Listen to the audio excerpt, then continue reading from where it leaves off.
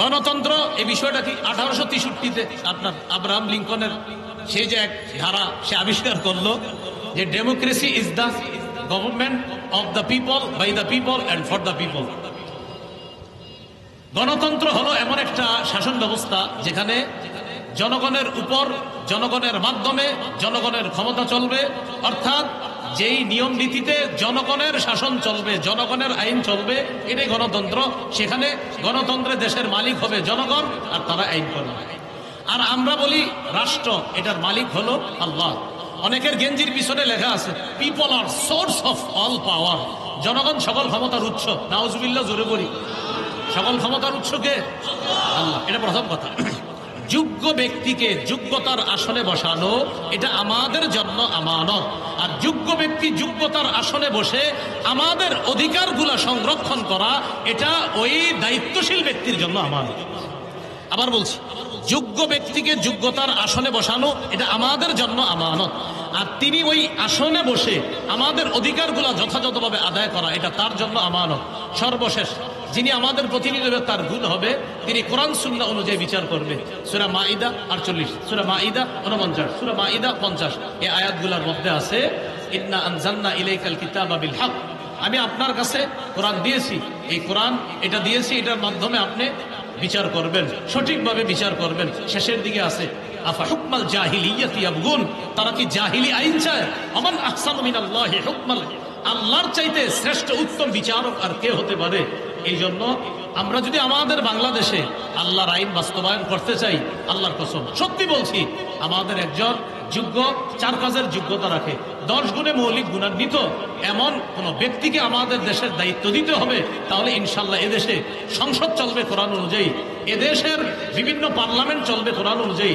আল্লাহর কসম আমরা স্বপ্ন দেখতেছি যে 90% মুসলমানের দেশ, এটা তো একটা স্বাভাবিক বিষয়। এদেশের সংসদ চলবে কোরআন অনুযায়ী, এদেশের বিচার ব্যবস্থা চলবে কোরআন অনুযায়ী। মানে এটা এমন কোনো কথা না যে হুজুর এটা কোনো কথা না, এটা তো সাধারণ কথা। 90% মুসলমানের দেশ, বলেন কি অনুযায়ী দেশ চলবে? ওয়াকালা মূসা লিআখিহি হারুন আখলুফনি ফি কওমি ওয়া আসলিহ ওয়া লা তাত্তাবি' সাবিলাল মুফসিদিন। মূসা নবী তার ভাই হারুন নবীকে বললেন, ভাইজান আপনি আমার প্রতিনিধি হবেন, এখন আপনি জাতির মাঝে আপনি দায়িত্ব পালন করবেন, তাদের মাঝে আপনি সংশোধনের পথে চলবেন, ইসলাহের পথে চলবেন, ইফসাদের পথে চলবেন না। তাদের মাঝে আপনি ইসলাহ করে দিবেন, তাদের মাঝে কোনো ঝগড়া বিবাদ হলে এটা আপনি মিটিয়ে দিবেন, অর্থাৎ আপনি সংশোধনের পথ বেছে নিবেন, ইফসাদের পথ বেছে নিবেন না।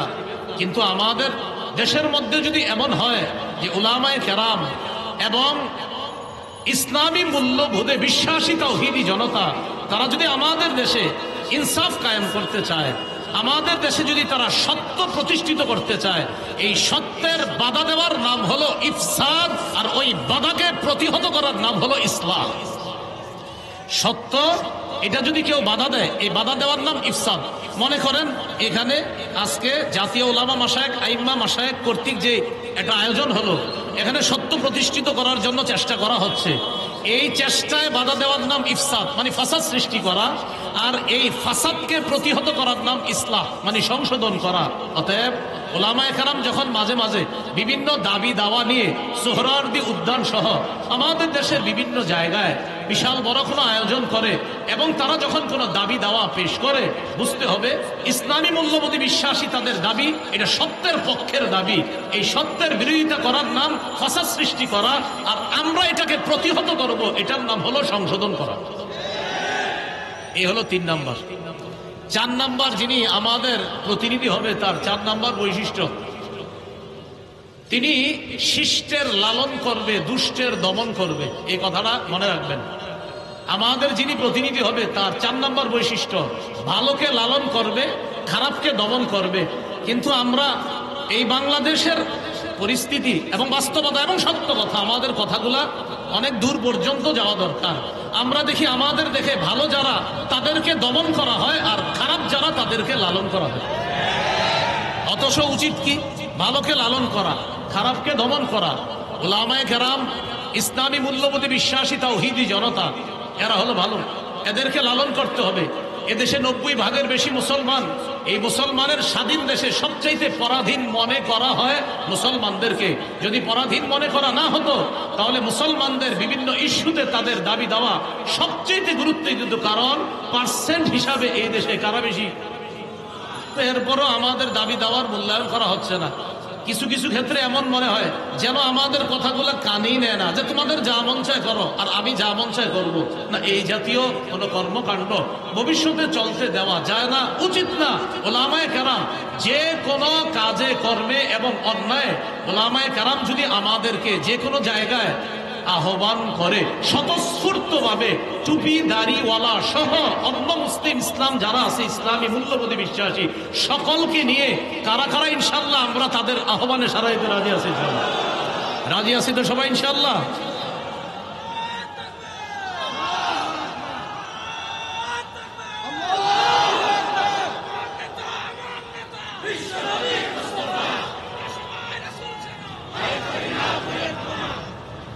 চার নাম্বার বৈশিষ্ট্য, শিষ্টের লালন, দুষ্টের দমন।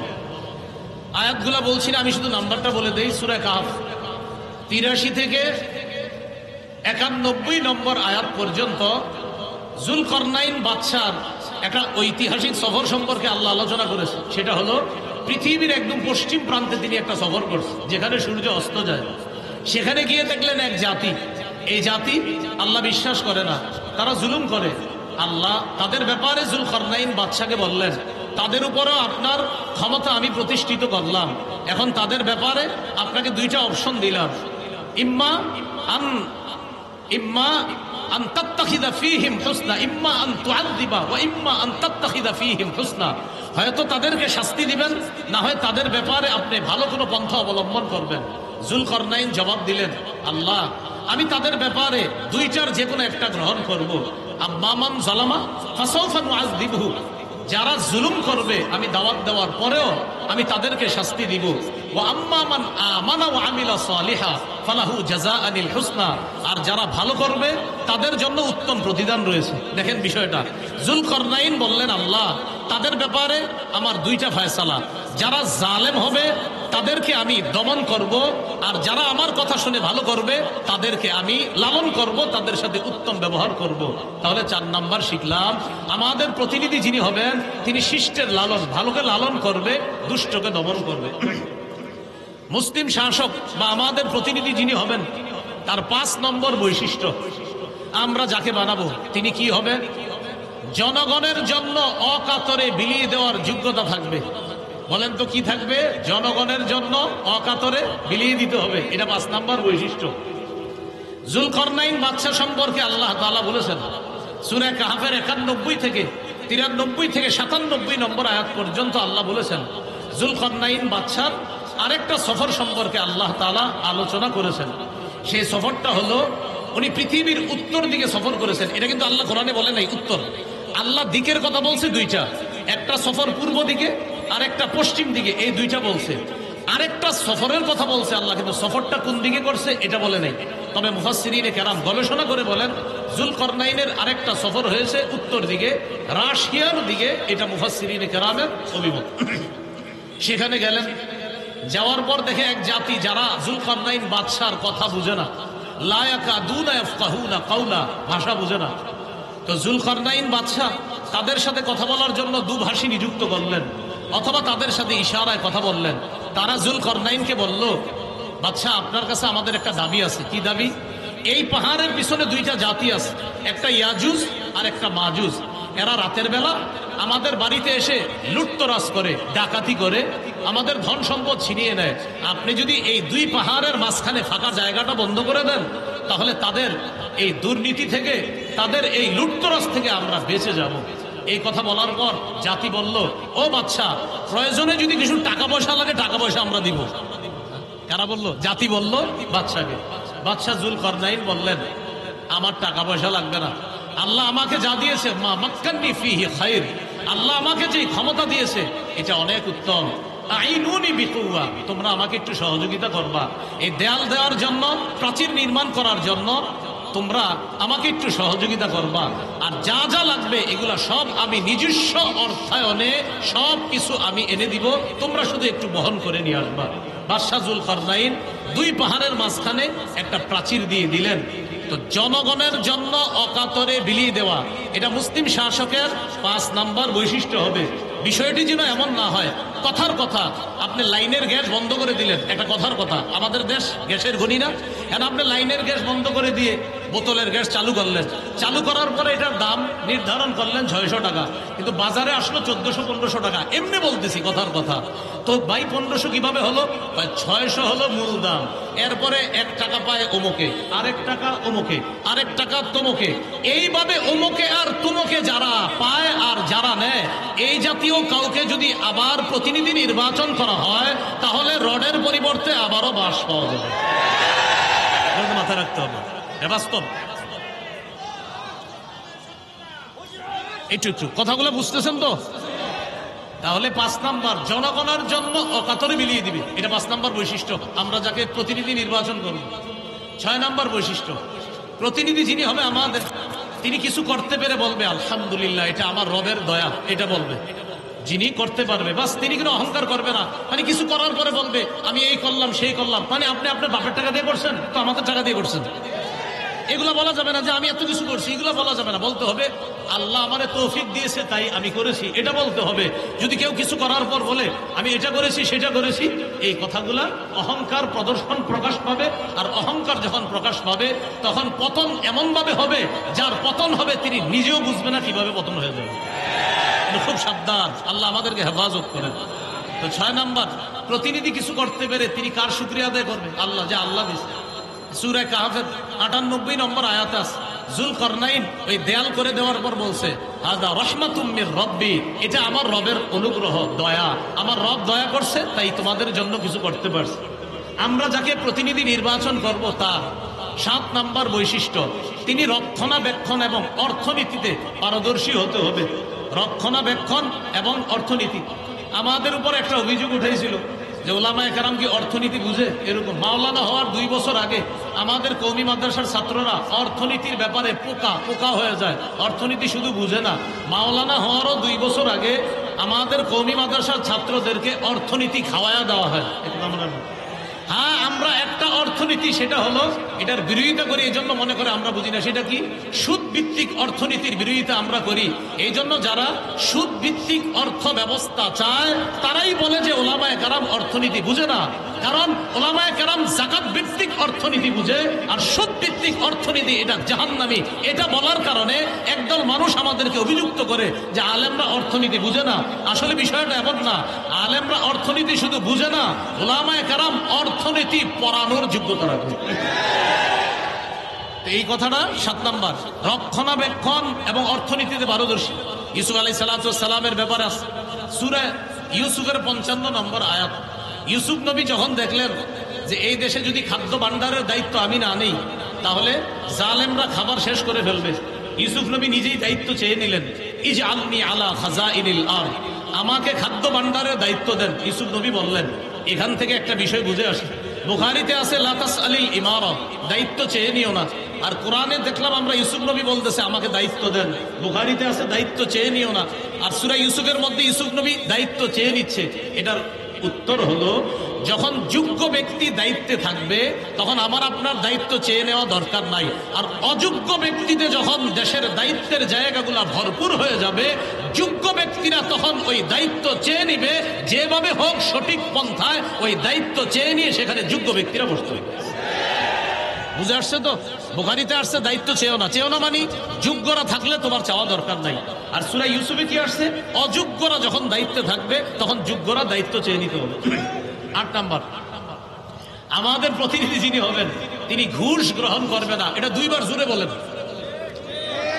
জোরে বলেন সবাই, কি 2 বার কি গ্রহণ করবে না? আবার বলেন, কি গ্রহণ করবে না?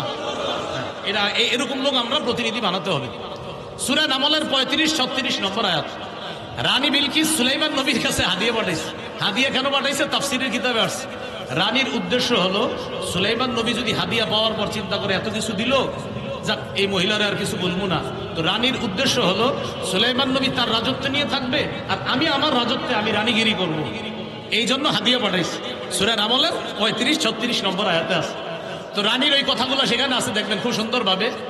ইন্নী মুরসিলাতুন ইলাইহিম বিহাদিয়্যাহ ফানাযিরাতুন বিমা ইয়ারজিউল মুরসালুন। আমি তার কাছে উপঢৌকন পাঠাবো, দেখি হাদিয়া পাঠানোর পর তার রিয়াকশনটা কি হয় দেখবো। তো রানীর উদ্দেশ্য হলো যদি হাদিয়া গ্রহণ করে তাহলে বুঝবো যাক উনি ওনার রাজত্ব নিয়ে থাকবে, আমি আমারটা। আসলে রানীর উদ্দেশ্য সেটা হাদিয়া ছিল না, হাদিয়ার নামে ঘোষ পাঠানো ছিল। এই জন্য ঘোষ কাকে বলে? একটা হলো হাদিয়া আর একটা ঘোষ। ঘোষ মানি ভাই ভালো আছেন আপনি? ঠিক আছেন তো ভাই? ঠিক আছেন তো মানে আপনি কিছু করেন না, আপনি আপনার জায়গায় থাকেন, আমার জায়গায় রাখেন, আমি এই এলাকাটা দেখভাল করবো আর আপনার এটারে হাদিয়া, এটা ঘোষ, এটা হলো ঘোষ, এটা ঘোষ, এটা হাদিয়া না, এটা উপহার না। দিয়ে বলে কি বাসায় কিছু নিয়ে যান, কিছু খায়েন, বলে আমি কি করবো, আর না কিছু খায় না, আর আমার জিনিসটা একটু খেয়াল রাখেন। এই যে খেয়াল রাখেন বলাটা তখন আর এটা হাদিয়া না, এটা ঘোষ হয়ে যায়। 8 নাম্বার। 9 নাম্বার, আমরা যাকে প্রতিনিধি নির্বাচন করব তিনি আমানতদার হবে। কি হবে ভাই? আমানতদার হবে। সূরা নিসা 58 নম্বর আয়াতে আল্লাহ বলেন, ইন্নাল্লাহা ইয়া'মুরুকুম আন তু'আদ্দুল আমানাতি ইলা আহলিহা। আল্লাহ তোমাদেরকে আদেশ করেন তোমরা আমানত যথাযথ জায়গায় পৌঁছে দাও। সহিহ বুখারীর বর্ণনা, রাসূলুল্লাহ সাল্লাল্লাহু আলাইহি সাল্লামকে প্রশ্ন করা হলো, হুজুর কিয়ামত কবে? নবীজি সাল্লাল্লাহু আলাইহি সাল্লাম বললেন, ইদা ফুসিদাল আমরু ইলা গায়রি আহলি ফান্তাজিরিস সাআ। যখন দায়িত্ব অযোগ্য ব্যক্তিকে দেওয়া হবে তখন কিয়ামতের অপেক্ষা করো। এটা একটা বর্ণনা। আরেক বর্ণনায় রাসূল সাল্লাল্লাহু আলাইহি সাল্লাম বললেন, ইদা দুইয়াতিল আমানা ফান্তাজিরিস সাআ। যখন আমানত গুটিয়ে দেওয়া হবে, আমানত উঠিয়ে দেওয়া হবে তখন কিয়ামতের অপেক্ষা করো। সাহাবায়ে কেরাম প্রশ্ন করলেন, কাইফা ইদাআতুহা ইয়া রাসূলুল্লাহ, হুজুর আমানত কিভাবে উঠিয়ে নেওয়া হবে? নবী বললেন, ইদা উসনিদাল আমরু, আরেক বর্ণনা ইদা বুসিদাল আমরু ইলা গায়রি আহলি। যখন অযোগ্য ব্যক্তিকে দায়িত্ব দেওয়া হবে, এই অযোগ্যকে দায়িত্ব দেওয়া মানে আমানত উঠিয়ে নেওয়া। এখানে একটা বাংলা মনে রাখবেন, যোগ্য ব্যক্তিকে যোগ্যতার আসনে বসানো এটা আমাদের জন্য আমানত, আর যোগ্য ব্যক্তি যোগ্যতার আসনে বসে আমাদের অধিকারগুলা সংরক্ষণ করা এটা ওই দায়িত্বশীল ব্যক্তির জন্য আমানত। আবার বলছি, যোগ্য ব্যক্তিকে যোগ্যতার আসনে বসানো এটা আমাদের জন্য আমানত, আর তিনি ওই আসনে বসে আমাদের অধিকারগুলা যথাযথভাবে আদায় করা এটা তার জন্য আমানত। সর্বশেষ যিনি আমাদের প্রতিনিধি হবে তার গুণ হবে তিনি কোরআন সুন্নাহ অনুযায়ী বিচার করবে। সূরা মাইদা 48, সূরা মাইদা 49, সূরা মাইদা 50 এই আয়াতগুলোর মধ্যে আছে, ইন্না আনজালনা ইলাইকাল কিতাবা বিল হক। আমি আপনার কাছে কোরআন দিয়েছি, এই কোরআন এটা দিয়েছি, এটার মাধ্যমে আপনি বিচার করবেন, সঠিকভাবে বিচার করবেন। শেষের দিকে আছে, আফা হুকমাল জাহিলিয়াতি ইয়াবগুন, তারা কি জাহিলি আইন চায়? আমান আহসানু মিনাল্লাহি হুকমান, আল্লাহর চাইতে শ্রেষ্ঠ উত্তম বিচারক আর কে হতে পারে? এই জন্য আমরা যদি আমাদের বাংলাদেশে আল্লাহর আইন বাস্তবায়ন করতে চাই, আল্লাহর কসম সত্যি বলছি, আমাদের একজন যোগ্য, 4 কাজের যোগ্যতা রাখে, 10 গুণে মৌলিক গুণান্বিত এমন কোন ব্যক্তিকে আমাদের দেশের দায়িত্ব দিতে হবে। তাহলে ইনশাল্লাহ এদেশে সংসদ চলবে কোরআন অনুযায়ী, এদেশের বিভিন্ন পার্লামেন্ট চলবে কোরআন অনুযায়ী। আল্লাহর কসম আমরা স্বপ্ন দেখতেছি যে 90% মুসলমানের দেশ, এটা তো একটা স্বাভাবিক বিষয়। এদেশের সংসদ চলবে কোরআন অনুযায়ী, এদেশের বিচার ব্যবস্থা চলবে কোরআন অনুযায়ী। মানে এটা এমন কোনো কথা না যে হুজুর এটা কোনো কথা না, এটা তো সাধারণ কথা। 90% মুসলমানের দেশ, বলেন কি অনুযায়ী দেশ চলবে? সংসদ কি অনুযায়ী হবে? কোর্ট কি অনুযায়ী হবে? এটা তো একটা স্বাভাবিক বিষয়, মনে থাকবে তো ইনশাল্লাহ। এটা হলো আমার প্রথম বিষয়। আপনার বাইরে থেকে 2 মিনিট চেয়ে নিচ্ছি। দ্বিতীয় আরেকটা বিষয় দিছে আমারে, যে নির্বাচনের শরীয়ী পদ্ধতি কি। আমি শুধু একটু বলছি, আমি জানি আপনারা এখানে অনেকে আছেন যে হযরত গণতন্ত্র, এই তো বিষয়টা। আচ্ছা একটু মন দিয়ে শোনেন 2 মিনিট। আচ্ছা, গণতন্ত্র এই বিষয়টা কি? 1863-তে আপনার আব্রাহাম লিঙ্কনের সেই যে এক ধারা সে আবিষ্কার করলো যে democracy is the government of the people, by the people and for the people. গণতন্ত্র হলো এমন একটা শাসন ব্যবস্থা যেখানে জনগণের উপর, জনগণের মাধ্যমে জনগণের ক্ষমতা চলবে, অর্থাৎ যেই নিয়ম নীতিতে জনগণের শাসন চলবে, জনগণের আইন চলবে, এটাই গণতন্ত্র। সেখানে গণতন্ত্রের দেশের মালিক হবে জনগণ আর তারা আইন করবে। আর আমরা বলি রাষ্ট্র, এটার মালিক হলো আল্লাহ। অনেকের গেঞ্জির পিছনে লেখা আছে people are source of all power, জনগণ সকল ক্ষমতার উৎস। নাউজুবিল্লাহ, জোরে বলি, সকল ক্ষমতার উৎস কে? আল্লাহ। এটা প্রথম কথা। তাহলে গণতন্ত্র এটা তারা বললো, এটা হলো একটা বিষয়। আমাদের কথা হলো সূরা বানী ইসরাঈলের 111 নম্বর আয়াতে যে কথাটা আছে, একদম সূরা বানী ইসরাঈলের সর্বশেষ আয়াত, ওয়ালাম ইয়াকুল্লাহু শারীকুন ফিল মুলক, আল্লাহর রাজত্বে কোনো শরীক নাই। বলেন আল্লাহর রাজত্বে কি নাই? শরীক নাই। দেশের রাজত্ব কার? এই আল্লাহর রাজত্বে কোনো শরীক নাই। এটা ইসলামী আকীদা যে দেশের রাজত্ব হবে এটা আল্লাহর মালিকানা, এটা গণতন্ত্র, এটা মালিক হবে না। এটা আমাদের ইসলামী মূল্যবোধে বিশ্বাসীদের আকীদা। আচ্ছা, সূরা ইউসুফের 40 নম্বর আয়াতে আছে ইনিল হুকমু ইল্লা লিল্লাহ, বিচার ব্যবস্থা শুধুমাত্র আল্লাহর পক্ষ থেকে হবে, আল্লাহই বিধানদাতা, আল্লাহই বিধান করবে। কথা সঠিক, এটা হলো প্রথম কথা। দ্বিতীয় কথা খুব ভালো করে মনে রাখবো, ইসলামী হুকুম অনুযায়ী গণতন্ত্রের যেই বিধান, এই বিধানকে মানতে হবে। এই বিধান না মানার কোনো সুযোগ নাই। ইসলামী হুকুম অনুযায়ী গণতন্ত্রের পক্ষে কেউ না, কোনো ওলামায়ে কেরাম না। এটা হলো দ্বিতীয় কথা। এবার মূল কথাটা শুনেন। তাহলে হুজুর যেহেতু গণতন্ত্রের পক্ষে না তো কি করব? এখন ওলামায়ে কেরামের মধ্যে দুই দল। একদল বলেন গণতন্ত্রের বর্তমান পদ্ধতিতে দেশে স্বেচ্ছায় অথবা ইচ্ছায়, ইচ্ছা করে হোক স্বেচ্ছায় হোক, মানুষকে বাধ্য করা হচ্ছে। এই পদ্ধতিতেই মানুষ যেন তাদের ক্ষমতা প্রতিষ্ঠিত করে, মানুষকে বাধ্য করা হচ্ছে। বাধ্য করার কারণে ওলামায়ে কেরাম আজিমত এবং রুখসতের মাসালার মধ্যে রুখসতটা গ্রহণ করে ওলামায়ে কেরাম চিন্তা করলেন, যদি ওলামায়ে কেরাম দায়িত্ব না নেয় নাস্তিকদের হাতে দেশ চলে যাবে। ওলামায়ে কেরাম যদি দায়িত্বে না আসে তাহলে ইসলামী বিরোধী যারা শক্তি আছে তারা এদেশে তাদের শক্তিশালী পাকাভুক্ত হবে। তখন ওলামায়ে কেরামের মধ্যে একদল বলেন সুতরাং নাস্তিক্যবাদী শক্তিকে রহিত করার জন্য এই পদ্ধতিতে জনগণের অংশগ্রহণ করা আবশ্যক। এটা এক দলের অভিমত। আরেক দল বলেন জায়েজ। একদল বলছে আবশ্যক, আরেক দল বলছে এটা জায়েজ। এই পদ্ধতিতে অংশগ্রহণ করে নাস্তিক্যবাদের বিরোধিতা করা এবং আল্লাহর হুকুম পৃথিবীতে প্রতিষ্ঠিত করার জন্য চেষ্টা করা। আমি জানতে চাই, আমাদের আবরার ভাই এখানে আছে, আপনার তো এই নিয়তে আছে নাকি অন্য কোনো নিয়ম? আমাদের আবরার ভাই মাশাআল্লাহ ইনশাআল্লাহ সিলেটের এমপি হবে, আল্লাহ কবুল করেন। যাই হোক, আবরার ভাইয়ের সাথে আমার ভালো পার্সোনাল সম্পর্ক একটু মধুর, এই জন্য একটু হাসাহাসি করলাম। আপনারা আবার দোয়া করেন, অন্তর থেকে দোয়া করেন, আল্লাহ তৌফিক দান করেন। এখন এই পদ্ধতিতে জনগণ অংশগ্রহণ করবে, করার পর এখানে মনে রাখতে হবে চারটা কথা। বলেন সাক্ষ্য, সুপারিশ, প্রতিনিধি, আমানত। সাক্ষ্য, সুপারিশ, প্রতিনিধি নির্বাচন, উকিল নির্বাচন, আমানত, এই চারটা কথা। এবার বলেন ভোট মানি হলো সাক্ষ্য দেওয়া, সুপারিশ করা, উকিল নিযুক্ত করা, আমানত রক্ষা করা। আপনি যে কারো পক্ষে আপনি একটা কথা বলতেছেন যে আমি অমুককে প্রতিনিধি বানাবো, এই প্রতিনিধি বানানোর অর্থ হলো এক নম্বর আপনি তার পক্ষে সাক্ষী দিতেছেন, আপনি তার পক্ষে সাক্ষী দিতেছেন। এই সাক্ষী আপনি তার পক্ষে এটা যে দিতেছেন এটা বুঝে শুনে আপনি তার পক্ষে সাক্ষী দিতে হবে। এটা হলো এক নম্বর কথা। তো এই যে দ্বিতীয় নম্বর কথা সুপারিশ করা, সূরা নিসার 85 নম্বর আয়াতে আছে মাইয়াশফা শাফাআতান হাসানা ইয়াকুল্লাহু নাসিবুম মিনহা, যে সঠিক ব্যাপারে সুপারিশ করবে, সুন্দর সুপারিশ করবে, এটার সওয়াব সে পাবে। ওমাইয়াশফা শাফাআতান সাইয়্যিআ, আর যে ব্যক্তি খারাপ ব্যাপারে সুপারিশ করবে ইয়াকুল্লাহু কিফলুম মিনহা, সে এটার গুনাহের অংশও পাবে। এবার বুঝেন, একজন আল্লাহওয়ালা ব্যক্তি আর একজন খারাপ ব্যক্তি, একজন তাকওয়াবান মানুষ তাকেও চাইলে আমি নির্বাচন করতে পারি, আর একজন খারাপ মানুষ তাকেও নির্বাচন করতে পারি। এই আল্লাহওয়ালা মানুষকে আমি তার পক্ষে কথা বলা মানে হলো ভালো কাজের সুপারিশ করা, খারাপ মানুষের পক্ষে কথা বলা মানে খারাপ কাজে সুপারিশ করা। খারাপ কাজে যদি সুপারিশ করি কিয়ামতের ময়দানে আল্লাহর কাছে আমাকে দাঁড়াতে হবে। তাহলে এক নাম্বার সাক্ষ্য দেওয়া, আমি সাক্ষ্য দিচ্ছি। দুই নাম্বার আমি সুপারিশ করতেছি। তিন নাম্বার আমি উকিল নিযুক্ত করতেছি, প্রতিনিধি নিযুক্ত করতেছি আমার পক্ষ থেকে। আমরা যাকে দায়িত্বশীল বানাবো তিনি আমাদের পক্ষ থেকে ওকালতি করবে, আমাদের প্রতিনিধিত্ব করবে। চার নাম্বার আমানত, এটা একটা আমানত। প্রিয় ভাইয়েরা, এই আমানত যেন অপাত্রে না পড়ে। আর মুফতি শফি রহমতুল্লাহ আলাইহি লেখছেন তিনটা: সাক্ষ্য, সুপারিশ আর হলো প্রতিনিধিত্বের অথরিটি প্রদান করা। এই তিন ক্ষেত্রে মুসলমান বুঝে শুনে পা বাড়াতে হবে। আমি আপনি আগামীতে এই তিনটি বিষয় মাথা রাখবো যে আমি কিন্তু কারো পক্ষে হয়তো সাক্ষী দিতে হবে, আমি কারো পক্ষে সুপারিশ করতে হবে, আমি জনগণের জন্য কাউকে প্রতিনিধি নিযুক্ত করতে হবে।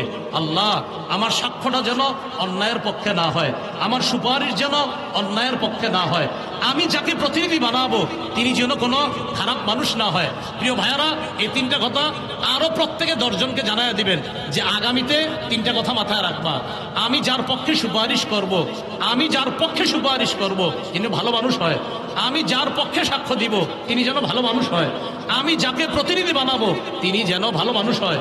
এই কথাটা পরিবারেও আলোচনা করবেন, সারা দেশে আলোচনা করবেন, আরো 10 জনকে জানায়া দিবেন, শোনো তুমি কিন্তু সাক্ষ্য দিচ্ছ, এটা ভালোর পক্ষে দিতে হবে। শোনো তুমি সুপারিশ করতেছো, ভালোর পক্ষে সুপারিশ করতে হবে। শোনো তুমি কিন্তু প্রতিনিধি নির্বাচন করতেছো, এই গরিব মানুষগুলার একজন প্রতিনিধি বানাইতেছো, সাবধান খারাপ মানুষকে যেন তুমি প্রতিনিধি না বানাও, ভালো মানুষকে তোমার প্রতিনিধি বানাতে হবে। তো মুফতি শফি রহমতুল্লাহ আলাইহি বলছেন 3টা, আর তাফসীরের কিতাব ঘাটাঘাটি করলে পাবেন 4টা, সাক্ষ্য, সুপারিশ, উকিল নিযুক্ত করা, আর হলো আমানত। এই 4টি বিষয় সামনের দিকে আমরা রেখে কোরআন সুন্নাহ অনুযায়ী ইনশাআল্লাহ আমাদের পাগুলা যেন সামনে বাড়াতে পারি, উলামায়ে কেরামের পরামর্শে যেন চলতে পারি, আল্লাহ তৌফিক দান করেন। আজকে এইখানে যারা আছেন এই 4টা ক্ষেত্রে আমরা খেয়ানত করব না, হাত তুলে ওয়াদা করি ইনশাআল্লাহ। রাজি আছেন ইনশাআল্লাহ সকলে? আসসালামু আলাইকুম।